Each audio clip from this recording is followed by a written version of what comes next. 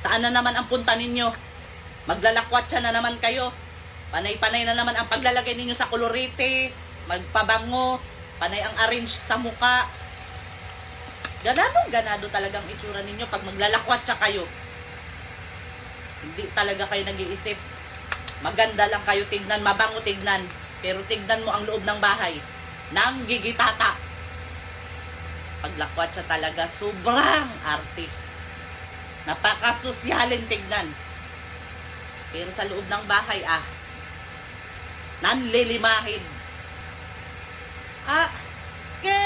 Puro pagpapaganda ang atupagin ninyo. Nailang ang paglalagay sa kolorite. Ang inatupag ninyo. Ang mga hugasin dito nilalangaw na. Tirik ang araw, pero ang mga hitsura ninyo, parang mga pusa na walang uuwian. Duwail kayo masyado. Ayan na naman yung aura-aura ninyo. Pakita na naman kayo ng motibo sa mga tao. Kaya kayo pinagtitinginan sa albas. Titingnan niyo mga saot ninyo. Talaga kayong kadalaan kahit anong sermon ang gawin sa inyo. Ganon, parang ang ginagawa ninyo. Aba, kailan pa kayo natuto maglagay ng dekorasyon sa pagmumukha ninyo?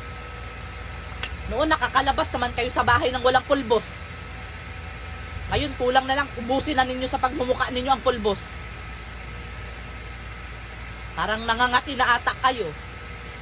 Sabihin nyo lang kung kailan ninyo gusto mag-asawa. Para hindi tayo mabibigla.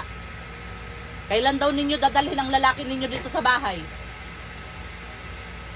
Kaya kung makita ko kayo sa labas na nagsama-sama ng lalaki, kalad ka rin ko talaga kayo.